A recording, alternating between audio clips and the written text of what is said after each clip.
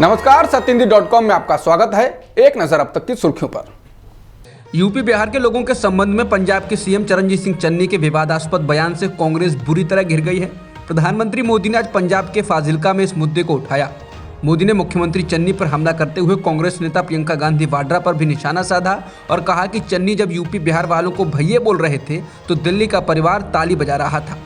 मोदी ने कहा, कांग्रेस के मुख्यमंत्री के बयान पर दिल्ली के परिवार को ताली बजाते पूरे देश ने देखा। प्रधानमंत्री ने सवाल किया कि गुरु गोविंद सिंह का जन्म कहाँ हुआ था? पटना साहिब में, बिहार में।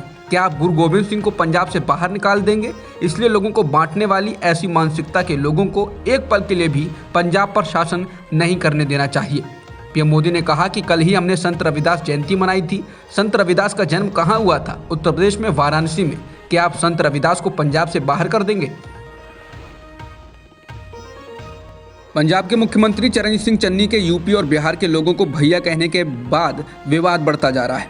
बीजेपी के बाद बसपा प्रमुख मायावती और अब बिहार के मुख्यमंत्री नीतीश कुमार ने भी इस पर प्रतिक्रिया दी। नीतीश कुमार ने कहा कि पंजाब में बिहार के लोगों की इतनी बड़ी भूमिका है, बिहार के लोगों ने कितनी सेवा की है, हमें तो आश्चर्य लगता है कि ऐसी बात लोग कैसे बोल देते हैं। बता दें, चन्नी ने पंजाब के लोगों से कहा था कि पंजाबी एक हो जाओ। यूपी, बिहार और दिल्ली से आने वाले भैया पंजाब पर राज करना चाहते हैं, उनको घुसने नहीं देना है। इस दौरान उनके साथ प्रियंका गांधी भी मौजूद थी। पंजाब के अबोहर में चुनावी रैली को संबोधित करते हुए पीएम मोदी ने कुमार विश्वास के बयान का जिक्र करते हुए आम आदमी पार्टी और अरविंद केजरीवाल को जमकर निशाने पर लिया। पीएम मोदी ने कहा कि इन लोगों की सच्चाई सामने आ रही है। मोदी ने कहा कि अराजकता और अलगाव के नशे में डूबे इन लोगों को पता नहीं है कि मेरा पंजाब क्या है। पीएम मोदी ने कहा कि अराजकता और अलगाव के नशे में डूबे इन लोगों को पता नहीं है कि मेरा पंजाब क्या है। उन्होंने कहा कि ये लोग पंजाब को तोड़ने का सपना पाले हुए हैं। ये लोग सत्ता के लिए अलगाववादियों से भी हाथ मिलाने को तैयार हैं। सत्ता पाने के लिए इन लोगों को अगर देश भी तोड़ना पड़े तो ये लोग उसके लिए भी तैयार हैं। इनका एजेंडा और देश के दुश्मनों का एजेंडा, पाकिस्तान का एजेंडा अलग है ही नहीं। दरअसल कुमार विश्वास ने कहा था कि अरविंद केजरीवाल का सपना किसी भी तरह से पंजाब की सत्ता पर काबूज होने का है। कुमार विश्वास ने बिना नाम लिए कहा कि मुझसे उसने कहा था कि मुझे पंजाब राज्य का सीएम बनना है या फिर स्वतंत्र देश का प्रधानमंत्री बन जाऊंगा। कुमार ने अरविंद केजरीवाल का नाम न लेते हुए कहा कि इस आदमी ने बीते पंजाब विधानसभा चुनाव के समय मुख्यमंत्री बनने का फॉर्मूला भी बताया था कि किन अलगाववादियों की ताकत की मदद लेकर पंजाब का मुख्यमंत्री बनूंगा। विश्वास ने कहा, यह व्यक्ति आज भी उसी राह पर है। पंजाब पर केजरीवाल के कथित बयान को पेश करने वाले कवि कुमार विश्वास के वीडियो पर आम आदमी पार्टी के प्रवक्ता राघव चड्ढा ने जोरदार हमला बोला। उन्होंने कहा, ये लोग केजरीवाल से डरते हैं, उनके नाम से कांपते हैं, इनकी दुकानें बंद होने वाली हैं, ये बेईमान लोग हैं, इसीलिए ये साजिश रच रहे हैं। हर चुनाव से पहले कीचड़ फेंका जाता है, ये लोग वही काम कर रहे हैं। आप प्रवक्ता ने कहा कि मैं इन बेईमान ताकतों से कहना चाहता हूं कि पंजाब के लोग इस दुष्प्रचार में नहीं फंसेंगे। पंजाब के लोग जानते हैं कि बेईमान ताकतें सिर्फ एक ईमानदार अरविंद केजरीवाल और आम आदमी पार्टी को रोकने की साजिश करना चाहती है। राघव ने कहा कि जो लोग फेक वीडियो जारी कर ये कह रहे हैं कि अरविंद केजरीवाल आतंकवादी हैं, तो मैं पूछना चाहता हूं कि कुमार विश्वास और अन्य लोगों से कि अब तक चुप क्यों थे? 2017 से पहले क्यों नहीं बताया? चुनाव से पहले ही बात क्यों याद आई? कांग्रेस महासचिव प्रियंका गांधी वाड्रा ने आज पठानकोट में रैली को संबोधित करते हुए मोदी और केजरीवाल को बड़े मियां छोटे मियां कहकर संबोधित किया। प्रियंका ने कहा कि पंजाबी और पंजाबियत का मतलब है कि वो ईश्वर के अलावा किसी के आगे सिर नहीं झुकाएगा। लेकिन इन लोगों ने पंजाब के लोगों को क्या क्या नहीं कहा। किसान आंदोलन के दौरान पंजाब के लोगों को जो कहा गया वो आप लोगों को याद होगा। लेकिन आपके सामने जितने भी राजनीतिक दल पंजाबियत पर जुमले कहने आते हैं, उनमें से एक ने पहले ही अपने उद्योगपति मित्रों के आगे घुटने टेक दिए हैं। दूसरा भी सत्ता के लिए किसी के भी आगे झुक जाएगा। दरअसल ये दोनों बड़े मियाँ और छोटे मियाँ हैं। बड़े मियाँ तो सब कुछ बेच डाल रहे हैं, जो नहीं बेच सके हैं उन्हें बेचने की योजना बनाई जा रही है। देश में मोदी और बीजेपी, केजरीवाल अमीरों के लिए राजनीति कर रहे हैं। पंजाब के विधानसभा चुनाव के लिए मतदान से ठीक पहले पूर्व प्रधानमंत्री मनमोहन सिंह ने एक वीडियो संदेश जारी कर अपनी बात आवाम के सामने रखी।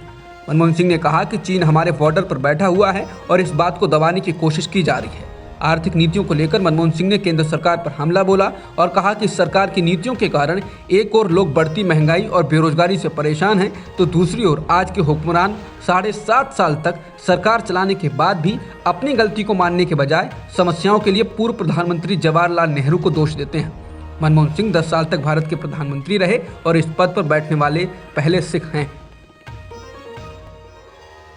पूर्व प्रधानमंत्री ने कहा कि भारत के पुराने दोस्त लगातार टूटते जा रहे हैं और पड़ोसियों के साथ भी हमारे संबंध बिगड़ते जा रहे हैं। उन्होंने प्रधानमंत्री मोदी पर सीधा हमला बोलते हुए कहा कि अब सत्ताधारियों को यह बात समझ आ गई होगी कि नेताओं से जबरदस्ती गले मिलने या बिना बुलाए बिरयानी खाने पहुंचाने से दूसरे देशों के साथ रिश्ते नहीं सुधर सकते। मनमोहन सिंह ने कहा कि अपने सियासी लाभ के लिए उन्होंने कभी देश का बंटवारा नहीं होने दिया, कभी सच पर पर्दा डालने की कोशिश नहीं की, कभी देश और प्रधानमंत्री पद की शान को कम नहीं होने दिया। कांग्रेस के वरिष्ठ नेता और पूर्व पीएम मनमोहन सिंह ने कहा कि बीते महीने प्रधानमंत्री की सुरक्षा में चूक की बात कहकर पंजाब के मुख्यमंत्री चरणजीत सिंह चन्नी और राज्य के लोगों को बदनाम करने की कोशिश की गई। इसी तरह किसान आंदोलन के दौरान भी पंजाब और पंजाबियों को बदनाम करने की कोशिश की गई।